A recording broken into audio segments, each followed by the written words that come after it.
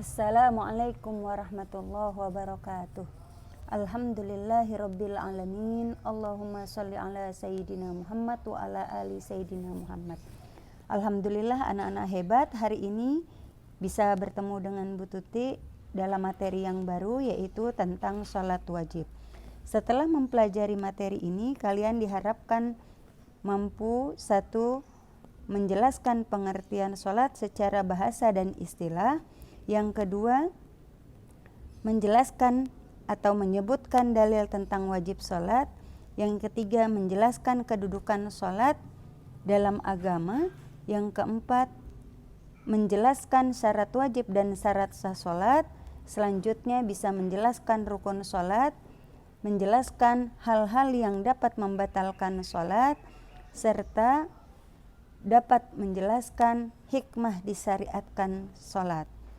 Baiklah, langsung saja kita akan masuk materi yang pertama, yaitu tentang pengertian sholat. Sholat secara bahasa berarti doa, sesuai dengan yang berada di dalam surat At-Taubah ayat 103. Selanjutnya, secara istilah, sholat adalah suatu ibadah yang terdiri dari beberapa ucapan dan perbuatan yang diawali dengan takbiratul ihram dan diakhiri dengan salam. Mengenai dalil wajib sholat, ada dalil yang berdasarkan Al-Quran, ada yang berdasarkan hadis.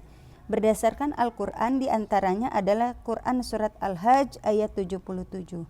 Ya ayyuhalladzina amanu rka'u wasjudu wa'budu rabbakum waf'alul ghaira la'allakum tuflihun. Hai orang-orang yang beriman, rukuklah kamu, sujudlah kamu, sembahlah Tuhanmu dan perbuatlah kebajikan supaya kamu mendapatkan kemenangan. Selain itu adalah hadis Nabi yang diriwayatkan oleh Bukhari dan Muslim.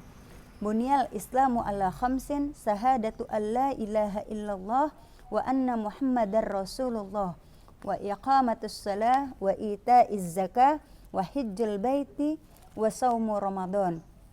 Islam didirikan atas 5 perkara, yaitu bersaksi bahwa tiada Tuhan selain Allah dan Nabi Muhammad adalah utusan Allah, mendirikan salat, menunaikan zakat, mengerjakan haji ke Baitullah, dan puasa pada bulan Ramadan. Hadis riwayat Bukhari dan Muslim. Mengenai kedudukan salat mempunyai peran yang luar biasa, yaitu sebagai salat adalah sebagai tiang agama. As-salatu imaduddin. Dan salat merupakan ibadah yang akan pertama kali dihisab. Inna awwala ma yuhasabu bihil abdu yaumil qiyamah as-salah. Sesungguhnya yang pertama kali dihisab atas seorang hamba di hari kiamat nanti ialah salatnya. Kita masuk materi selanjutnya, yaitu tentang syarat wajib dan syarat sah salat. Syarat wajib sholat yang pertama adalah Islam, lalu berakal sehat, baligh, telah sampai dakwah, selanjutnya melihat atau mendengar. Sementara syarat sah sholat terdiri dari suci dari haid dan nifas, dalam keadaan sadar atau tidak tidur, menutup aurat, menghadap kiblat, dan dalam waktu sholat yang sudah ditentukan. Mengenai rukun sholat, ini ada 13, teman-teman gak perlu dihafalin, tapi diingat saja gerakan-gerakannya dan yang terkait dengan sholat. Yang pertama adalah niat, yang kedua berdiri tegak bagi yang mampu, yang ketiga takbiratul ihram, yang keempat membaca surat Al-Fatihah, yang kelima rukuk dengan tumaknina, yang keenam iktidal, ketujuh sujud, kedelapan duduk antara 2 sujud, kesembilan duduk akhir, kesepuluh membaca tasyahud akhir, ke-11 membaca sholawat, ke-12 mengucap salam, yang terakhir adalah tertib. Mengenai hal-hal yang membatalkan sholat, di antaranya adalah yang pertama melakukan banyak gerakan yang bukan gerakan sholat. Yang kedua, meninggalkan salah satu rukun sholat. Yang ketiga, makan dan minum dengan sengaja. Keempat, meninggalkan salah satu syarat sahnya sholat. Yang kelima, dengan sengaja berkata-kata yang bukan bacaan sholat. Nah, ini merupakan gerakan-gerakan sholat dari mulai rokaat pertama, rokaat kedua, ketiga, dan keempat bagi yang 4 rokaat. Nanti teman-teman bisa perhatikan. Ya, selanjutnya hikmah disyariatkan sholat ini banyak sekali.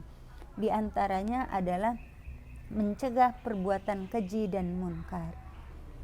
Lalu mendidik jadi pribadi yang disiplin karena sholat adalah ibadah yang sudah ditentukan waktunya. Inna sholata kanat alal mu'minina kitaban mauquta. Yang selanjutnya melatih pribadi yang tangguh berdasarkan surat Al-Ma'arij ayat 19 sampai 23. Yang keempat, meninggikan derajat seorang muslim. Yang kelima, membersihkan kesalahan dan dosa. Selanjutnya melatih hidup secara tertib dan teratur, mengajarkan sifat tawaddu dan meningkatkan kesehatan jasmani dan rohani secara optimal. Nah, demikianlah materi yang Bu Tuti sampaikan. Mudah-mudahan materi ini bisa bermanfaat buat kalian. Tolong dipelajari materi yang di buku paket sebagai penambah dari yang Bu Tuti jelaskan. Dari Bu Tuti cukup sekian. Wassalamualaikum warahmatullahi wabarakatuh.